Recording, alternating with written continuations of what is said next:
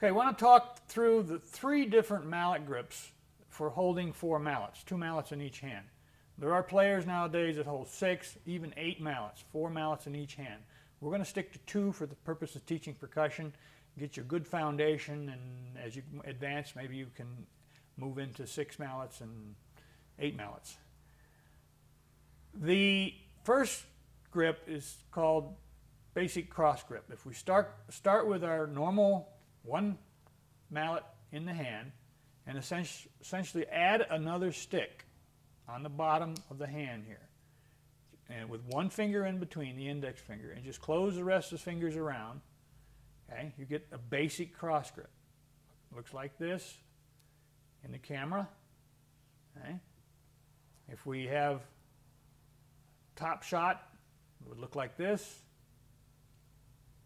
Okay. And the manipulation of the stick, as you can see, is just we tuck the thumb in and with the index finger spread the interval. So you have control over the distance of the interval spread. And there's pressure back here in the little and ring finger that start the close, and then your thumb just reaches in and closes it up. So, quick review. If you've got 1 stick in your hand, 1 mallet in your hand, we're going to add on the bottom the second mallet, and it's traditional cross grip. Coming at it this way, it would be from the bottom with the index finger in between. Okay? In some ways, it's the easiest cross grip to start with, because it's just picking up or adding a mallet underneath. Some of the greatest artists today, Keiko Abe, Nancy Zeltzman, many others, play with this basic cross grip. No grip is better than another. They all have different attributes. It's been my experience with students, teaching for about 33 years now, that some of them take more to one than the other. Some of them physically can't manipulate the mallets with 1 grip over the other. So we encourage you to try all 3 and see which one works best for you. The next grip is the Burton grip, named for Gary Burton, great jazz vibist. Essentially, if we start with the first mallet, as we did a minute ago, we're going to add the second mallet between the palm of the hand and the first mallet. So it actually goes between the palm and the mallet. And then we get an anchor on the new mallet with particularly the middle finger and the ring finger, especially as we're changing interval size. And notice this anchor on this mallet right here with the ring finger, middle finger. That's critical to the stable control of the grip. Okay? In this position, something like that. Now the opening and closing is performed with a pulling down of the ring finger to start this closing motion, and the little finger to close the interval size, and they actually can help lift to start the opening of the interval size. And then, like on the cross grip, the thumb and index finger are inserted and help manipulate the mallet back and forth. Another good way to approach this is to start with the second mallet with a position that looks like this, and then actually insert the shaft between the finger and the mallet you started with. So you have the same grip by coming at it from this approach here, and that's the Burton grip.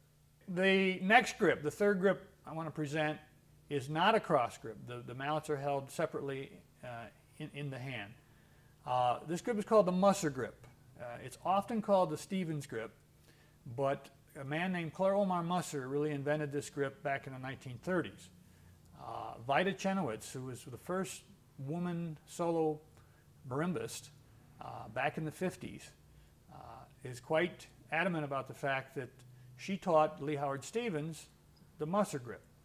And Lee wrote a fabulous book in 1979, Method of Movement, and refined this grip and gave us details and understanding about it that we never had before. And so a lot of people call it Stevens grip, but I will refer to it as a Musser grip because it really is credited to Claire Omar Musser.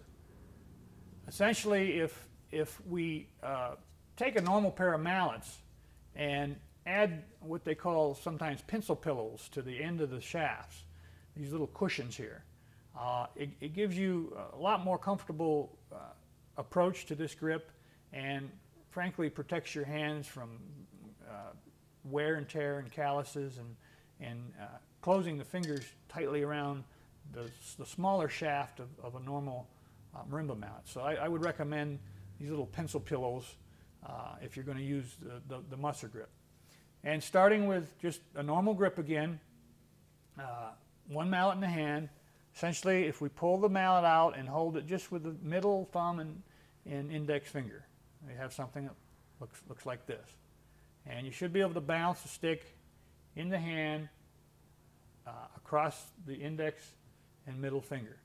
That's the first part of this Musser grip. And then if we take the second mallet and just place it in the hand and hold it with the little finger and middle ring finger, okay, you get something that looks like this under the hand. So the mallets do not cross, as you can see here in the hand. Okay?